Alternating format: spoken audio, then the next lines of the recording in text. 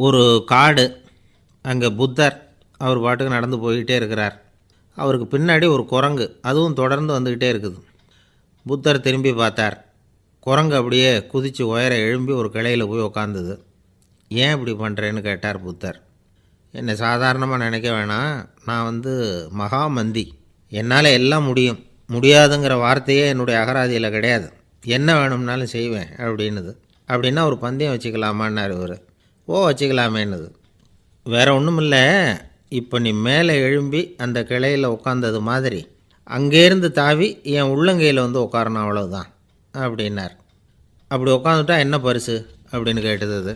சொர்க்கத்தில் இருக்கிற மாமன்னன் மரகத சக்கரவர்த்தியை என்னோட இருக்கும்படியாக கூப்பிட்டுக்கிறேன். அந்த சமயத்தில் அவருடைய அரியணை அங்கே காலியாகிடும், நீ அதில் போய் உட்காந்துக்கலாம். பந்தயத்தில் தோத்துட்டா ஒரு கல்ப காலம் இந்த பூமியில் வாழ வேண்டியிருக்கும், அதுக்கு பிறகு தான் என்கிட்ட வர முடியும், என்ன சொல்கிற அப்படின்னார். குரங்குக்கு தாவறது ஒரு பெரிய காரியமா? இது எனக்கு ரொம்ப சாதாரண விஷயம், என்ன இப்போவே தாவட்டுமா அப்படின்னுது. சரின்னு சொல்லி உள்ளங்கையை நீட்டினார். அவருடைய கை தாமரை இலை அளவுக்கு அப்படியே விரிஞ்சுது. குரங்கு சௌகரியமாக உட்கார்றதுக்காக. குரங்கு தாவறதுக்கு தயாராச்சு. அதுக்கு முன்னாடி ஒரு சின்ன யோசனை அதுக்கு. இந்த கிளையிலேருந்து அந்த கைக்கு தாவறது எனக்கு ரொம்ப அற்பமான ஒரு வேலை, இது ரொம்ப சாதாரணம், என்னுடைய கௌரவத்துக்கு இது சரியாக இருக்காது. அதனால் நான் என்ன பண்ண போகிறேன்னா, இங்கேருந்து கிளையிலேருந்து அப்படியே உயர எழும்ப போகிறேன். எழும்பி மேல் உலகம் போய் அங்கே ஒரு சுற்றிவிட்டு அதுக்கப்புறம் அங்கேருந்து நேராக இந்த கையில் உட்கார போகிறேன் அப்படின்னு நினச்சிது. என்ன யோசிக்கிற அப்படின்னார் புத்தர். ஒன்றும் இல்லை, இந்த பாயிரம் பார் அப்படின்னு சொல்லி தாவி உயர போயிட்டுது. கொஞ்ச நேரத்தில் வான உலகத்துக்கே போய் சேர்ந்துட்டுது. அங்கே போய் பார்த்தா அங்கே ஒரு 5 பளிங்கு தூண்கள் இளம் சிவப்பு நிறத்தில் நின்றுக்கிட்டு இருக்குது. குரங்கு நினச்சிக்கிட்டது, புத்தர்கிட்ட போய் இந்த பளிங்கு தூண்களை பார்த்தோம்னு சொன்னால் அப்படியே திகைச்சி போயிடுவார், இந்த தூணில் ஏதாவது அடையாளம் செஞ்சுட்டு போகணும் அப்படின்னு அந்த இடத்துல மிதந்துக்கிட்டே நினச்சிது. உடனே ஒரு தூணில் எழுதிச்சு. என்ன எழுதிச்சுன்னா, ஒரு மகா ஞானி இங்கே வந்துட்டு போகிறார் அப்படின்னு எழுதிச்சு. எழுதிவிட்டு அப்படியே கீழே தாவி புத்தரோட உள்ளங்கையில் உட்காந்துது. எப்படி பார்த்தீங்களா என்னுடைய வேலை? வான உலகத்துக்கே போய் அங்கே இருக்கிற 5 பளிங்கு தூண்களை பார்த்துட்டு அதில் நான் வந்த விவரத்தை எழுதி வச்சுட்டு அதுக்கப்புறம் இங்கே வந்திருக்கிறேன் அப்படின்னுது ரொம்ப பெருமையாக. அப்படியா அப்படின்னார் புத்தர். ஆமாம், சந்தேகமாக இருந்தால் வாங்க, அழைச்சிட்டு போய் காட்டுறேன் அப்படின்னுது அந்த குரங்கு. அதுக்கு தேவையில்லை, அப்படியே கொஞ்சம் கீழே குனிஞ்சு பார் தெரியும் அப்படின்னார் புத்தர். அங்கே பார்த்தா புத்தரோட உள்ளங்கை தெரிஞ்சுது. நல்லா உத்து பார்த்துது. அவரோட ஒரு விரலில் அது எழுதிய வாசகம் தெரிஞ்சுது. குரங்கு யோசனை பண்ணிச்சு, அப்படின்னா வானத்தில் நான் பார்த்தது புத்தரோட விரல்களா அப்படின்னு யோசிச்சுது. இதை புரிஞ்சுக்கிட்ட உடனே அந்த குரங்கோட கர்வம் அழிஞ்சு போச்சான். நம்ம மனசு தான் இந்த குரங்கு. மனம்ங்கிறதும் ஆணவங்கிறதும் ஒரு நாணயத்தின் 2 பக்கங்கள். மனம் உள்ளவரை ஆணவமும் இருக்கும். மனம் அழிஞ்சாதான் ஆணவம் அழியும். மனம் அழிய வேண்டும் அப்படின்னு பெரியவங்க சொல்கிறது இந்த அர்த்தத்தில் தான். நம்ம ஆளுங்க சவால் விடுறதெல்லாம் வேறு மாதிரி. ஒருத்தன் ஒரு வாய்க்காலை தாண்டுறேன்னு பந்தயம் கட்டி தாண்ட முடியாமல் வாய்க்காலில் விழுந்து காலை உடச்சிக்கிட்டு கட்டு போட்டுக்கிட்டு வந்தான். ஏன்டா அப்படின்னு கேட்டாங்க. நான் பந்தயம் கட்டின நேரம் சரியில்லை அப்படின்னா. எப்படிறான்னு கேட்டிருக்காங்க. வாய்க்காலில் தண்ணி இருக்கிற நேரமாக பார்த்து பந்தயம் கட்டியிருக்கணும் அப்படின்னானா. ஒரு ஊரில் ஒரு ஆள் இருந்தான். அவனுக்கு ஒரே ஒரு மகள். அவளை நல்ல இடத்துல கட்டி கொடுக்கணும்னு ஆசைப்பட்டான். அதுக்காக மாப்பிள்ளை தேடிக்கிட்டு இருந்தான். அவன் கொஞ்சம் வசதியான ஆள், அதனால் நிறைய பேர் வந்தாங்க. இருந்தாலும் ஒரு நல்ல குணமுள்ள மாப்பிள்ளையாக இருக்கணும் அவன் எதிர்பார்த்தான். அப்படி இருக்கணும்னு தொடர்ந்து முயற்சி பண்ணான். கடைசியாக ஒரு 3 பேர் கிடைச்சாங்க. அந்த 3 பேரில் யாரை தேர்ந்தெடுக்கிறது, இதுதான் அவனுக்கு வந்த குழப்பம். இந்த நிலைமையில் ஒரு பெரியவரை தேடி போனான். அவர்கிட்ட தன்னுடைய பிரச்சனையை சொன்னான். அவர் கொஞ்சம் யோசனை பண்ணார். அதுக்கப்புறம் 3 பேரையும் கூப்பிட்டார். இதை பாருங்கப்பா, உங்கள் 3 பேருக்கும் 3 மாத கால அவகாசம் தர்றேன். நீங்கள் இப்போ போகலாம், 3 மாதம் கழித்து திரும்பி வரலாம். அப்படி வரும்பொழுது இந்த 3 மாத காலத்தில் நீங்கள் செஞ்ச நல்ல காரியம் ஏதாவது ஒன்று சொல்லணும்.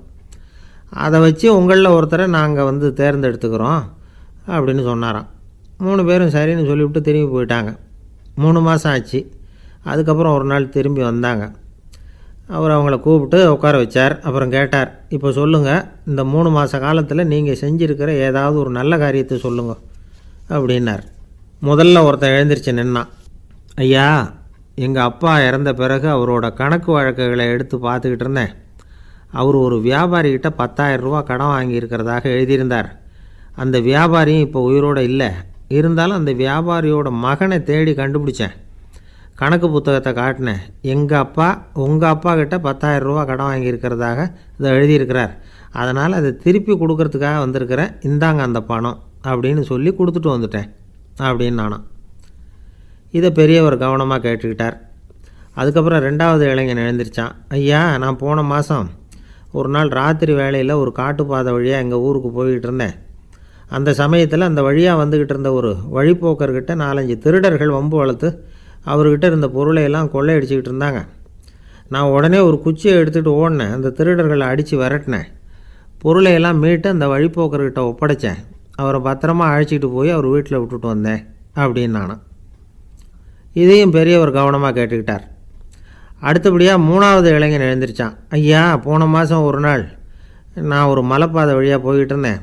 மலைப்பாதை விளிம்பில் ஒரு மதகு கட்டை, அது மேலே ஒரு ஆள் படுத்து தூங்கிட்டு இருந்தான். அந்த பக்கம் தவறி உருண்டு விழுந்திருந்தான்னா அதில் பாதாளம். அது மலையடி வாரத்தில் போய் தான் விழணும். அவ்வளவு பள்ளம். அது தெரியாமல் அவன் பாட்டுக்கு தூங்கிட்டு இருந்தான். நான் உடனே அவன்கிட்ட ஓடி போய் குனிஞ்சு அவன் முகத்தை பார்த்தேன். அப்போ தான் புரிஞ்சுது, அவன் ஏற்கனவே எனக்கு தெரியும். எனக்கு நிறைய கெடுதல் பண்ணியிருக்கிறான், இடைஞ்சல் கொடுத்தவன். இருந்தாலும் ஐயோ பாவம்னு நினச்சி அவனை எழுப்பி பாதுகாப்பாக வேற ஒரு இடத்துல படுக்க வச்சுட்டு வந்தேன் அப்படின்னு நானும். பெரியவர் இதையும் கேட்டுக்கிட்டார். அதுக்கப்புறம் அவங்க 3 பேரையும் பார்த்து, நீங்கள் போகலாம், நாங்கள் யோசித்து முடிவு பண்ணி உங்களுக்கு சொல்லி அனுப்புகிறோம் அப்படின்னாராம். அந்த இளைஞர்கள் புறப்பட்டு போயிட்டாங்க. அதுக்கப்புறம் அந்த பெண்ணோட அப்பாவை பார்த்து சொன்னார், இந்த 3 பேருமே நல்ல பிள்ளைங்க தான், அதில் ஒன்றும் சந்தேகம் இல்லை. இருந்தாலும் இந்த 3 பேர் செஞ்ச செயல்களையும் ஒப்பிட்டு பார்க்க வேண்டியிருக்கு. முதல் இளைஞன் நேர்மைக்கு எடுத்துக்காட்டாக விளங்குறான். இந்த காலத்தில் இது மாதிரி இளைஞர்களை பார்க்குறது ரொம்ப கஷ்டம்தான். இருந்தாலும் அவன் கடமையை தான் செஞ்சான். 2வது இளைஞன் நல்ல வீரன், தைரியசாலி. ஒரு வீரன் எதை செய்யணுமோ அதைத்தான் இவன் செஞ்சான். இவன் ஒரு லட்சிய மனிதன். 3வது இளைஞன் தன்னுடைய பகைவனுக்கே உதவி செஞ்சுருக்கான். அவன் உயிரை காப்பாற்றியிருக்கிறான். பகைவனுக்கு அருள்வதுங்கிறது ஒரு சாதாரண மனுஷனால் செய்யக்கூடிய காரியம் இல்லை. பகையை மறக்கிறதும் பகைவனுக்கு அருள்வதும் தெய்வீக பண்புகள். அதனால் இவனையே உன்னுடைய மகளுக்கு ஏற்ற மாப்பிள்ளையா தேர்ந்தெடுக்கலாம் அப்படின்னு சொன்னாங்களாம். ஒரு நல்ல நாளில் அவங்களுக்கு திருமணம் நல்ல விதமாக நடந்து முடிஞ்சுதான். இது சுவாமி சின்மயானந்தர் சொல்லியிருக்கிற ஒரு கதை. இதிலேருந்து நாம் புரிந்து கொள்ள வேண்டிய ஒரு கருத்து, நமக்கு கெடுதல் பண்ணவங்களுக்கும் நாம் நல்லது செய்யணும். ஆனால் நடைமுறையில் அப்படி நம்மளால் செய்ய முடியறதில்ல. அதுதான் சிக்கல். நம்மால் ஒருத்தங்கிட்ட கேட்டேன், ஏண்டா உன்னுடைய பகைவன் ஒருத்தன் அது மாதிரி ஒரு மலைப்பாதை மதகு கட்டையில் படுத்திருந்தா உடனே நீ என்ன நினைப்ப அப்படின்னு கேட்டோம். இது ஒரு அருமையான சந்தர்ப்பம்னு நினைப்பேன் அப்படின்னா. எதுக்குன்னு கேட்டோம். அவனை அந்த பக்கமாக உருட்டி கீழே தள்ளுறதுக்கு அப்படின்னா. ஒரு காடு, நல்ல மரம்லாம் செழிச்சு இருந்தது. அப்படிப்பட்ட காட்டில் ஒரு சாது இருந்தார். அவர் எப்படின்னா எப்பவும் ஒரு மரத்தடியில் உட்காந்துருப்பார். ஏன்னா அவருடைய இருப்பிடமே அதுதான். அவர் என்ன பண்ணுவார், 3 கல் வச்சுருந்தார். செங்கல் மாதிரி இருக்கும், ஆனால் அதை விட கொஞ்சம் பெருசாக இருக்கும். எதுக்கு அந்த 3 கல்லுன்னா அதுதான் அவருடைய படுக்கை. அதாவது தூங்குறப்ப ஒரு கல்லை தலைக்கு கீழே வச்சுக்குவார், இன்னொரு கல்லை இடுப்புக்கு கீழே வச்சுக்குவார், இன்னொரு கல்லை காலுக்கு கீழே வச்சுக்குவார். உடம்பை அப்படியே ஒரு தகட்டால் மூடிக்குவார். அப்படியே தூங்கி போடுவார். மழை பெய்யுதுன்னு வச்சுங்க, அவர் உடம்பு 3 கல் மேலே இருக்குதா, அதனால் தண்ணி அடியில் ஓடி போடும், உடம்பு நனையாது. மேலே தகடு இருக்கிறதுனால மழையும் உடம்புல படாது. அவர் தூக்கமும் கெடாது, நிம்மதியாக தூங்குவார். பகலில் அந்த 3 கல்லையும் ஒரு சேர ஒரு அடுப்பு மாதிரி வச்சு அது மேலே உட்காந்துக்குவார். அதனால் பாம்பு பூச்சி எதுவும் அவரை தொந்தரவு பண்ணுறதில்ல. அது பாட்டுக்கு நகர்ந்து போயிடும். அவர் பாட்டுக்கு நிம்மதியாக இருப்பார். யாராவது எதையாவது கொண்டுகிட்டு கொடுத்தா அதை வாங்கி சாப்பிடுவார், அவ்வளவுதான். ஒரு நாள் அந்த நாட்டு அரசன் காட்டுக்கு வேட்டையாட வந்தான். அந்த வழியாக வந்தப்போ இந்த சாது படுத்துருக்கிறத பார்த்தான், பரிதாபப்பட்டான். ஐயோ பாவம், இவர் இப்படி இந்த கல் மேலே உடம்பை வச்சுக்கிட்டு தூங்குறாரு, என்ன பாடுபடுவார். இவரை நாம் அரண்மனைக்கு அழைச்சிட்டு போய் சுகமாக நிம்மதியாக இருக்கிறதுக்கு வழி செஞ்சு கொடுப்போம், அது ரொம்ப நல்லாயிருக்கும் அப்படின்னு நினச்சான். அப்படி நினச்சிக்கிட்டே அரண்மனைக்கு வந்துட்டான். அதுக்கப்புறம் ஒரு பல்லக்கையும் 2 சேவகர்களையும் காட்டுக்கு அனுப்பி அந்த சாதுவை மெதுவாக இங்கே அழைச்சிட்டு வந்துடுங்க அப்படின்னு சொல்லி அனுப்பி வச்சான். இவங்க போய் அவர்கிட்ட விவரத்தை சொன்னாங்க. எனக்கு என்னத்துக்கு அரண்மனை வாசம் அப்படின்னார். இருந்தாலும் மன்னர் உத்தரவு, நீங்கள் அவசியம் வரணும் அப்படின்னாங்க இவங்க. சரின்னு சொல்லிவிட்டு வேறு வழி இல்லாமல் புறப்பட்டார். புறப்படும் பொழுது என்ன பண்ணாருன்னா, மறக்காமல் அந்த 3 கல், ஒரு தகடு அதையும் எடுத்து பல்லக்கில் வச்சுக்கிட்டார். என்னத்துக்கு இதையெல்லாம் எடுத்து வைக்கிறாரு அப்படின்னு சொல்லி அவங்க யோசனை பண்ணாங்க. இருந்தாலும் அதை பற்றி ஒன்றும் கேட்கல. பேசாமல் அவரை அழைச்சிட்டு போய் அரண்மனையில் விட்டுட்டாங்க. அரசன் ஓடி வந்தான், வரவேற்றான், அறுசுவை உணவு படைத்தான். அவர் படுக்கிறதுக்கு தங்க கட்டில், பட்டு மெத்தை, இப்படி எல்லாம் ஏற்பாடு பண்ணி வச்சான். இங்கே படுத்து ஓய்வு எடுத்துங்க அப்படின்னு சொல்லிவிட்டு அவன் பாட்டு போயிட்டான். மறுநாள் காலையில் வந்து பார்க்குறான், சாது படுத்துருக்கிறார். எப்படி தெரியுமா? அந்த பட்டு மெத்தை மேலே 3 கல்லையும் வச்சு வழக்கம் போலவே அது மேலே படுத்துருக்கிறார். அதுக்கு மேலே தகடு. அரசன் பார்த்துட்டு அதிர்ச்சி ஆகிட்டான். என்ன சுவாமி இப்படி அப்படின்னா, சாது சொன்னார், எனக்கு தேவையும் இல்லை, குறையும் இல்லை, எல்லா இடத்துலையும் எனக்கு ஒரே மகிழ்ச்சி தான் அப்படின்னார். மகிழ்ச்சிங்கிறது தங்க கட்டிலேயோ பட்டு மெத்தையிலேயோ இல்லை, அது மனசில் இருக்கிற ஒரு விஷயம். உண்மையான மகிழ்ச்சிக்கு வழி மனப்பக்குவம் அப்படிங்கிறது அந்த அரசனுக்கு புரிஞ்சுதான். இந்த காலத்தில் ஒரு சாமியார், அவரை தேடி ஒரு சீடன் வந்தான். என்னாச்சு தெரியுமா? சுவாமி, எனக்கு நிம்மதி வேணும், அதுக்கு என்ன வழின்னு கேட்டான். சாமியார் நிமிர்ந்து பார்த்தார். அப்புறம் சொன்னார், நீ ஏகப்பட்ட பேர்கிட்ட கடன் வாங்கியிருக்கிற, அதையெல்லாம் திருப்பி கொடுத்தா தான் உனக்கு நிம்மதி கிடைக்கும்னார். இவனுக்கு ஆச்சரியம். அது எப்படி சாமி, அவ்வளவு கரெக்டாக நான் கடன் வாங்கினதை கண்டுபிடிச்சிங்க அப்படின்னா, உனக்கு கடன் கொடுத்து சாமியாராக போனதே நான் தான்ப்பா, அதனால தான் இந்த கதிக்கு வந்தேன். என்கிட்டயே நிம்மதிக்கு வழி கேட்குறிய, அதுதான்டா வேதனை அப்படின்னாராம் அவர். ஒரு அம்மா, அவங்களுக்கு 35 வயசு இருக்கும். குடும்பத்தில் எந்த கஷ்டமும் இல்லை. இருந்தாலும் காரணம் இல்லாமல் பிள்ளைங்க பேரில் கோவப்படுறது, எரிஞ்சு விடுறது அவங்க வழக்கம். பிள்ளைங்க அழும். உடனே அவங்க மனசும் சங்கடப்படும். இன்னொரு அம்மா, நல்ல வேலையில் இருக்கிறவங்க, வாரத்துக்கு ஒரு தடவையாவது தலைவலி வந்துடும். இவங்களுக்கெல்லாம் உடம்புல எந்த கோளாறும் இல்லை, மனசு மட்டும் சரியாக இருக்காது. தூக்க மாத்திரை கையில் வச்சுருப்பாங்க. 30-35 வயசுடைய பெண்களுக்கு சர்வசாதாரணமாக காணப்படுகிற மனக்கோளாறு இது. இதுக்கு பேர் மனவாட்டம், டிப்ரெஷன், மனமடிவு அப்படின்னு சொல்லலாம். இந்த நோய்க்கு அறிகுறி என்ன தெரியுமா? மனசில் வருத்தமான உணர்வு இருக்கும், அடிக்கடி அழலாம் போல தோணும். முன்னால் எல்லாம் எந்தெந்த செயலில் ஆர்வம் இருந்ததோ அதெல்லாம் குறைஞ்சிரும், அல்லது சுத்தமாகவே ஆர்வம் இல்லாமல் போயிடும். சில பெண்கள் இளம் வயசில் பக்கத்தில் இருக்கிறவங்க கிட்ட கலகலப்பாக பேசுவாங்க, வீட்டை அலங்கரிக்கிறதுல ஆர்வம் இருக்கும். இப்போ அதிலெல்லாம் ஆர்வம் இல்லாமல் போயிடும். எந்த வேலை செஞ்சாலும் சீக்கிரம் களைப்பு அடைஞ்சுடுறது மாதிரி ஆகிடும். நமக்கு யாருமே உதவியாக இல்லை, நம்ம எல்லாரும் கை விட்டுட்டாங்க போல் இருக்குதே அப்படிங்கிற உணர்வுலாம் உண்டாகும். தன்னைத்தானே குறை சொல்லிக்குவாங்க. நாம் தப்பு பண்ணிவிட்டோம் போல் இருக்குதே அப்படின்னு தோணும். குற்றம் பண்ணிட்டதா நினச்சி கஷ்டப்படுவாங்க. பசி இருக்காது, தூக்கத்தில் தொந்தரவு இருக்கும். அடிக்கடி செத்து போடலாங்கிற உணர்வு வரும். தற்கொலை பண்ணிக்கலாங்கிற எண்ணம் உண்டாகும். சில பேர் தற்கொலை முயற்சியில் கூட ஈடுபடுவாங்க. சில பேருக்கு பலவிதமான உடல் வலிகள் இருக்கும், பலவீனம் இருக்கும், சீக்கிரமாக களைப்படைஞ்சு போடுவாங்க. இதெல்லாம் மனவாட்ட நோய்க்கான தன்மைகள். இந்த மனவாட்டம், அதாவது டிப்ரெஷனை 2 வகையாக பிரிக்கலாமா. ஒன்று தானாக உண்டாக்கிக்கிறது, இன்னொன்று எதிர் விளைவை உண்டு பண்ணுகிற அல்லது நரம்பு சம்பந்தப்பட்ட டிப்ரெஷன்.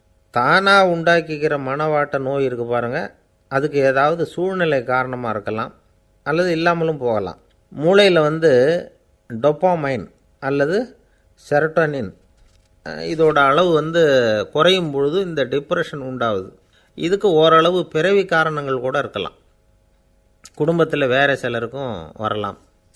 பாதிக்கப்பட்ட பெண்ணை பார்க்குறதுக்கு பலவீனமாக தெரியும், கடுமையான குற்ற உணர்வு இருக்கும், தனியாக இருக்கிறதுக்கு ஆசைப்படுவாங்க, நடு ராத்திரியில் எழுந்திரிச்சு உட்காந்து கஷ்டப்பட்டுக்கிட்டு இருப்பாங்க, கொடூரமான முறையில் தற்கொலை பண்ணிக்க முயற்சி பண்ணுவாங்க, தீ வச்சுக்கிறது, அமிலத்தை குடிக்கிறது, தூக்கில் தூங்குறது. இப்படி தானாக வரவழைச்சிக்கிற மனவாட்ட நோய் மறையக்கூடிய நோய். ஒரு தடவை வந்தால் 3லேருந்து 6 மாதம் வரைக்கும் நீடிக்கும். இடைப்பட்ட காலங்களில் நோயாளி இயல்பாக இருப்பார். எதிர் விளைவை உண்டு பண்ணுகிற அல்லது நரம்பு சம்பந்தப்பட்ட மனவாட்ட நோய் எப்படின்னா, கணவன் மனைவி, மாமியார் மருமகள், இப்படிப்பட்ட உறவு முறை பிரச்சனைகள், தோல்விகள், எரிச்சல்கள், ஆஃபீஸு பிரச்சனை, இப்படிப்பட்ட சூழ்நிலையால் உண்டாகிறது.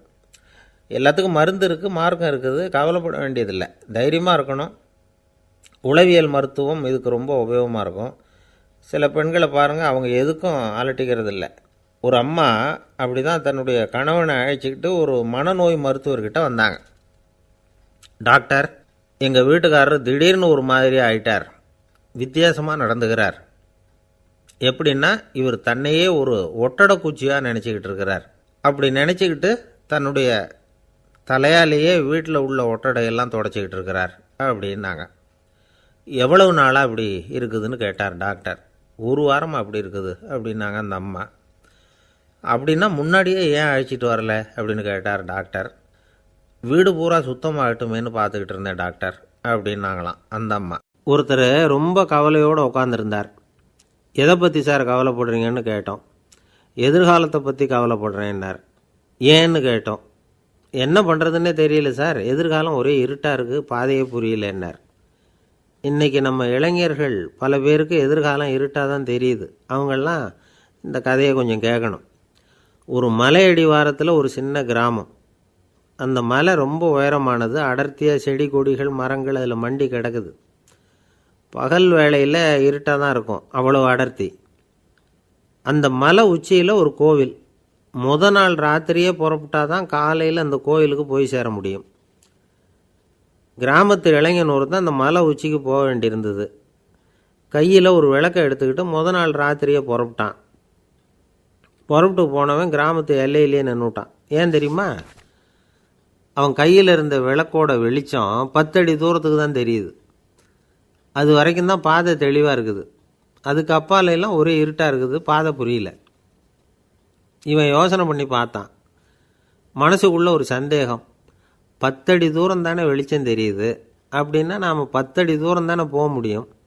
அதுக்கும் அந்தாண்ட ஒரே இருட்டாக இருக்குதே, அதில் எப்படி நாம் நடந்து போகிறது? நாம் ரொம்ப தூரம் நடந்து போய் ஆகணுமே. அப்படிப்பட்ட நினப்பெல்லாம் அவனுக்கு வந்துவிட்டது. இதுதான் அவன் மனசில் ஏற்பட்ட தயக்கம். இப்படி யோசிச்சுக்கிட்டே அந்த இளம் ஆசாமி புறப்பட்ட இடத்துலையே நின்றுக்கிட்டு இருக்கிறான். அந்த சமயத்தில் ஒரு வயசான பெரியவர் அந்த பக்கமாக வந்தார். அவர் கையில் இதை விட சின்னதாக ஒரு விளக்கு வச்சுருந்தார். அது எப்படின்னா, அது ஒரு 5 அடி தூரத்துக்கு தான் வெளிச்சம் காட்டுது, அவ்வளவு சின்ன விளக்கு. அவரும் மலை உச்சிக்கு போகிறதுக்காக தான் வந்துக்கிட்டு இருக்கிறார். அவரை பார்த்து இவன் கேட்டான், என்ன பெரியவரே, இவ்வளவு சின்ன விளக்கை வச்சுக்கிட்டு அவ்வளவு தூரத்துக்கு எப்படி மலையேற போகிறீங்க அப்படின்னு கேட்டான். நீ ஏன் இப்படி தயங்கிக்கிட்டே நிற்கிறேன்னு கேட்டார் பெரியவர். என்கிட்ட இருக்கிற விளக்கு 10 அடி தூரத்துக்கு தான் பாதையை காட்டுதுன்னா. இப்போ பெரியவர் சொன்னார், தம்பி, உன் கையில் இருக்கிற விளக்கு கொடுக்குற வெளிச்சத்தை வச்சு நீ முதல்ல 10 அடி தூரம் முன்னாடி போ. 10வது அடியில் போய் நின்றுக்கிட்டு பாரு, மறுபடியும் ஒரு 10 அடி தூரத்துக்கு பாதை தெரியும். இப்படி உன் கையில் இருக்கிற விளக்கு தொடர்ந்து வெளிச்சம் காட்டிக்கிட்டே இருக்கும். நீ முன்னேற முன்னேற அந்த வெளிச்சமும் முன்னேறும். அதனால் எத்தனை கிலோமீட்டர் தூரம் வேணும்னாலும் நீ இந்த 10 அடி தூரம் வெளிச்சத்தை வச்சுக்கிட்டே நீ போயிடலாம், புறப்படு அப்படின்னார். இப்போ தான் அந்த பெரியவர் சொன்னது இளைஞனுக்கு பளிச்சுன்னு புரிஞ்சுதான். உடனே உற்சாகமாக புறப்பட்டான், உச்சிக்கு போய் சேர்ந்தான். இந்த கதையிலேருந்து நாம் புரிஞ்சிக்க வேண்டியது என்ன தெரியுமா? நீண்ட கால திட்டம் ஒன்று போடும் பொழுது நமக்கு முன்னாடி இருக்கிறத மறந்துட்டு மனசை போட்டு குழப்பிக்கக்கூடாது. உங்கள் கையில் என்ன இருக்கோ அதுலேயே உங்கள் எதிர்காலம் மறைஞ்சிருக்குது. கண் முன்னாடி தெரியறத வச்சு ஆரம்பிங்க, போக போக வழி தானாக புலப்படும் அப்படிங்கிறார் ஒரு பெரியவர். பெரிய பயணங்களையெல்லாம் இப்படி தான் நடத்த வேண்டியிருக்கும். ஒவ்வொரு அடியாக எடுத்து வச்சா ஓடி போய் சேர்ந்து விடலாம். மலைச்சி போய் நின்றுட்டா நின்றுக்கிட்டே இருக்க வேண்டியது தான். நம்ம ஆள்லாம் ரொம்ப மோசமான இருக்கிறாங்க. ஒருத்தன் அப்படி தான் நீண்ட தூர பிரயாணம் ஒன்று புறப்பட்டான். ரயில் போய்கிட்டே இருந்தது. கொஞ்சம் தூரம் போச்சு, பாதி வழியில் கையில் வச்சுருந்த டிக்கெட்டை காற்றுல விட்டுட்டான். ஐயோ, என் டிக்கெட்டு போயிட்டுதே அப்படின்னு கத்த ஆரம்பிச்சிட்டான். பக்கத்தில் இருந்த பெரியவர் அவனை பார்த்து பரிதாபப்பட்டு, கவலைப்படாத தம்பி, போனால் போகுது, வேறு டிக்கெட் வாங்கிக்கலாம் அப்படின்னு ஆறுதல் சொன்னார். அதுக்கு அவன் சொல்கிறான், சார், நான் அதுக்காக அழலை, அந்த டிக்கெட்டு கிடைச்சா தானே நான் எந்த ஊருக்கு போகணுங்கிறது எனக்கு தெரியும் அப்படிங்கிறான். ஒரு குரு, இளம் சீடர்கள் எதிரில் உட்காந்துருக்கிறாங்க. குரு பாடம் நடத்திக்கிட்டு இருக்கிறார். சீடர்களுக்கு ஒரு ஆசை, அதாவது ஒரு முக்கியமான மந்திரத்தை நம்ம குருநாதர்கிட்ட இருந்து கற்றுக்கணும் அப்படிங்கிறது அவங்க ஆசை. அது என்ன மந்திரம்னா, இறந்தவரை உயிர்ப்பிக்கக்கூடிய புனித மந்திரம், அதாவது செத்தவங்களுக்கு மீண்டும் உயிர் உண்டாக்குகிற மந்திரம். குருவே, தயவு பண்ணி அந்த மந்திரத்தை எங்களுக்கு உபதேசிக்கணும் அப்படின்னு கேட்டாங்க. அது ரொம்ப ஆபத்தானது, அது என்னத்துக்கு உங்களுக்கு வேண்டாமேன்னாராம் குரு. எங்களுடைய நம்பிக்கை உறுதிப்படுறதுக்காகத்தான் கேட்குறோம், வேற ஒன்றும் இல்லை அப்படின்னாங்களாம் சீடர்கள். பக்குவப்படாத அறிவுங்கிறது ரொம்ப ஆபத்தானது அப்படின்னாராம் குரு. இது சீடர்களுக்கு புரியல. அது எப்படிங்க பக்குவப்படாத அறிவு ஆபத்தானதுன்னு சொல்கிறீங்க, அப்படின்னா என்ன அப்படின்னு கேட்டிருக்காங்க சீடர்கள். குரு அதுக்கு விளக்கம் கொடுத்தாராம். அந்த மந்திரத்தை எப்போ பயன்படுத்தணுங்கிறது முக்கியம். அதை அறியக்கூடிய ஞானம் ஏற்படுகிற வரைக்கும் அதை தெரிஞ்சுக்காமல் இருக்கிறது தான் நல்லது, இல்லைன்னா ஆபத்துன்னாராம். ஆனால் அந்த சீடர்கள் அதை கேட்குற மாதிரி இல்லை, ரொம்ப பிடிவாதம் பண்ண ஆரம்பிச்சுட்டாங்க. சரி வாங்க சொல்கிறேன்னார் குரு. எல்லோரும் வந்தாங்க. அந்த புனித மந்திரத்தை அவங்களுக்கு ரகசியமாக உபதேசம் பண்ணார். உபதேசம் பண்ணிவிட்டு அவங்களுக்கு எச்சரிக்கையும் கொடுத்தார். இந்த மந்திரத்தை நல்லா ஆராய்ச்சி பார்த்ததுக்கு அப்புறம்தான் உச்சரிக்கணும், அவசரப்பட்டு எதுவும் செஞ்சிடக்கூடாது அப்படின்னு ஒரு தடவைக்கு பல தடவை எச்சரிக்கை கொடுத்தார். சரின்னு சொல்லிவிட்டு அவங்கெல்லாம் மந்திரத்தை கற்றுக்கிட்டு எழுந்திரிச்சு போயிட்டாங்க. ஒரு நாள் அந்த சீடர்கள் எல்லாம் மணற்பாங்கான இடத்துல அப்படியே நடந்து போயிட்டுருக்கிறாங்க. ஒரு பாலைவன பகுதி மாதிரி ஒரு இடம். அங்கே ஒரு இடத்துல எலும்புகள் குவியலாக கிடந்தது. உடனே இந்த சீடர்கள் முன்ன பின்ன யோசிக்காமல், தியானமும் பண்ணாமல், அந்த மந்திரத்தோட பயனை சோதித்து பார்க்கணும் அப்படின்னு நினச்சிக்கிட்டு அந்த மந்திரத்தை உச்சரிக்க ஆரம்பிச்சிட்டாங்க. அவ்வளோதான். உடனே என்னாச்சு தெரியுமா? அந்த எலும்புகள் எல்லாம் ஓநாய்களாக மாறி அவங்கள துரத்த ஆரம்பிச்சுட்டுது. சீடர்கள் எல்லாம் தலைதெறிக்கி ஓட ஆரம்பிச்சிட்டாங்க. ஓநாய்களும் விடலை, அவங்கள துரத்தி பிடிச்சி கடித்து கொதற ஆரம்பிச்சுட்டுது. அப்போ தான் அந்த சீடர்களுக்கு குரு சொன்ன அறிவுரையோட அர்த்தம் புரிஞ்சுது. பக்குவப்படாத அறிவு ஆபத்தானது அப்படிங்கிறது. அதனால் இதிலேருந்து நாம் தெரிஞ்சுக்க வேண்டியது என்னென்னா, நாம் நம்ம அறிவை வளர்த்துக்கிட்டால் மட்டும் போதாது, அந்த அறிவை எப்போ எப்படி பயன்படுத்தணும் அப்படிங்கிற பக்குவமும் நமக்கு வரணும். அப்போ தான் வாழ்க்கை நல்லபடியாக அமையும், இல்லைன்னா இடைஞ்சல் தான். இந்த காலத்தில் சில சின்ன பிள்ளைங்களுக்கே அறிவு ரொம்ப பக்குவப்பட்டிருக்குங்கிறத உணர முடியுது. ஒரு சின்ன பையன் பள்ளிக்கூடத்தில் மார்க் லிஸ்ட்டு கொடுத்தாங்க, வாங்கிக்கிட்டு அவசரமாக வீட்டுக்கு ஓடினான். எதிரில் வந்த ஒருத்தர் கேட்டார், என்ன அவசரம், ஏன் இப்படி வேகமாக ஓடுறேன்னார். எங்கள் அம்மாக்கிட்ட அடி வாங்கணும், அதுக்காக தான் ஓடுறேன்னா. அடி வாங்கிறதுக்கா இவ்வளவு அவசரம்னார் அவர். அப்படி இல்லைங்க, நான் போகிறதுக்குள்ளே எங்கள் அப்பா வீட்டுக்கு வந்துட்டாருன்னா அவர்கிட்ட அடி வாங்க வேண்டியிருக்கும், அதை அவாய்ட் பண்ணுறதுக்காக இப்படி ஓடுறேன் அப்படின்னு நானான் அந்த பையன். ஒரே ஒரு ஊரில் ஒரு பாதிரியார் இருந்தார். ரொம்ப நாள் சந்தோஷமாக வாழ்ந்தார். ஒரு நாள் அவர் மடத்து சமையல் அறையில் பாத்திரங்களை கழுவி துலக்கி சுத்தப்படுத்திக்கிட்டு இருந்தார்.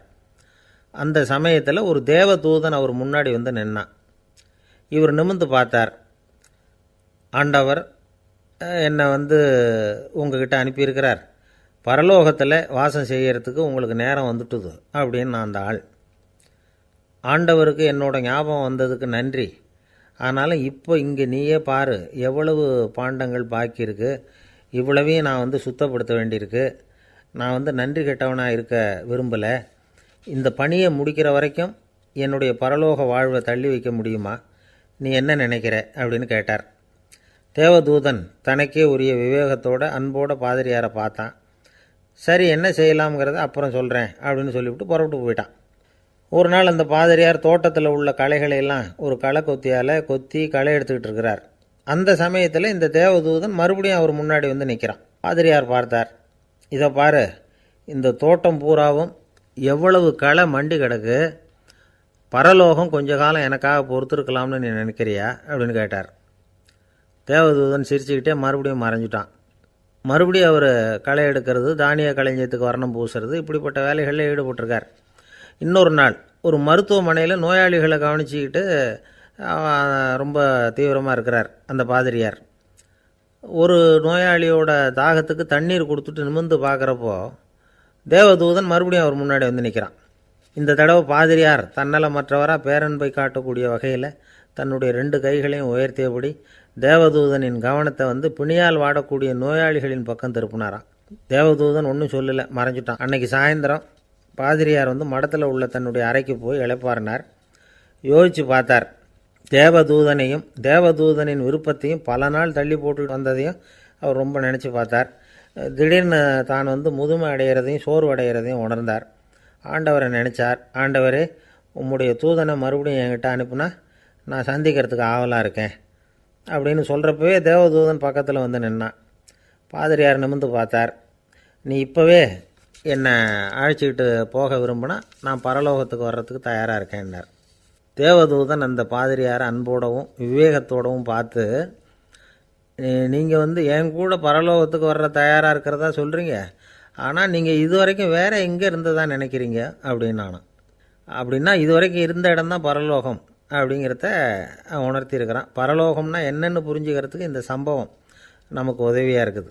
தொண்டு செய்கிறத விட பெரிய செயல் வேறு எதுவும் இருக்க முடியாது. அது நம்ம மனசுக்கு கொடுக்குற சுகத்தை வேறு எதுவும் கொடுக்க முடியாது.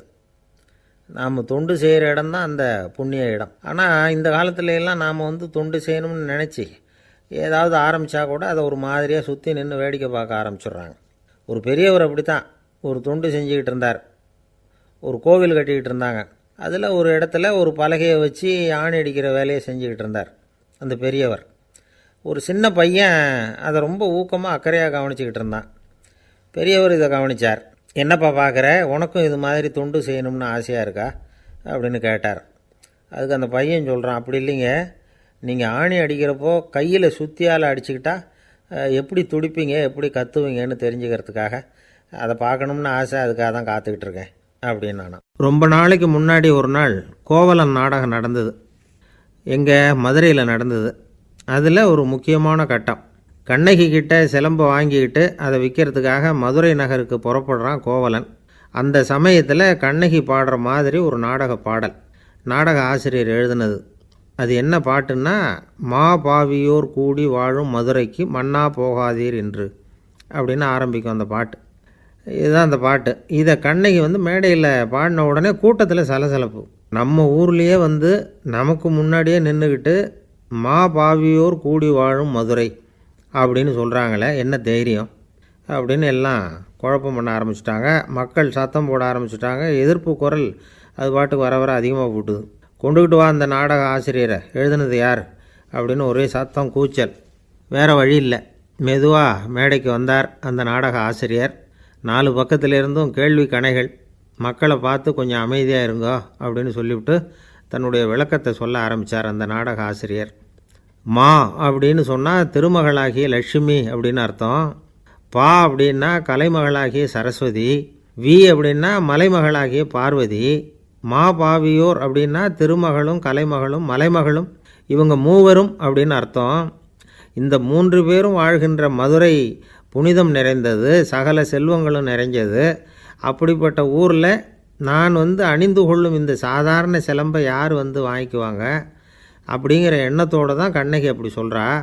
அதை நினச்சி தான் நான் எழுதினேன். ஆகவே மதுரையை வந்து ரொம்ப சிரமப்படுத்தணும், ரொம்ப மோசமாக எழுதணும் அப்படிங்கிற எண்ணம்லாம் எனக்கு கிடையாது. பெருமைப்படுத்தணும்னு நினச்சி தான் அப்படி எழுதினேன் அப்படின்னு விளக்கம் கொடுத்தாராம். இந்த விளக்கத்தை கேட்டதும் எல்லாரும் ரொம்ப சமாதானம் ஆகிட்டாங்களாம். இப்படி விளக்கம் கொடுத்த அந்த நாடக ஆசிரியர் யார் தெரியுமா? அவர் தான் தமிழ் நாடக உலகின் முதல் ஆசான் சங்கரதாஸ் சுவாமிகள். அவருக்கு வந்து நகைச்சுவை உணர்வும் அதிகம். 1920ஆம் ஆண்டு திருநெல்வேலியில் அவர் தங்கியிருக்கிறார் நாடகம் நடத்துறதுக்காக. அவர் தங்கியிருந்த வீட்டில் கொசு மூட்டைப்பூச்சி அதிகமாக இருந்திருக்கு. அவரால் தூங்கவே முடியல. அவர் அனுபவித்த தொல்லைகள் ஒரு பாட்டாக உருவாச்சு. வேடிக்கையாக ஒரு பாட்டு எழுதினாராம். மூட்டையும் கொசுவும் ஒரு வீட்டிலே மீட்டிங் போட்டால் முன்னே நிற்க யாரால் முடியும்? கொசு மோகன ராகம் போல சத்தம் போட்டு முன்னே நின்று செய்திடும் யுத்தம். இதை வந்து மறுநாள் நாடகத்தில் கோமாளி வேஷம் போட்ட ஒரு சிறுவனை விட்டு பாட வச்சுருக்கார். எல்லாரும் சிரித்து ரசித்தாங்களாம். சங்கரதாஸ் சுவாமிகள் வந்து கல்யாணமே பண்ணிக்கல, துறவி மாதிரியே வாழ்ந்திருக்கார். தமிழ் நாடக கலைக்கு தன்னையே அர்ப்பணம் பண்ணிக்கிட்டவர் அவர். 1922 நவம்பர் மாதத்தில் ஒரு நாள் புதுச்சேரியில் அவர் வாழ்க்கை முடிஞ்சுது. அப்போ அவருக்கு வயசு 55. சங்கரதாஸ் சுவாமிகள் நாடக ஆசிரியர் மட்டும் இல்லை, மேடை நாடக இயக்குனர், தயாரிப்பாளர், அவரே ஒரு சிறந்த நடிகர்.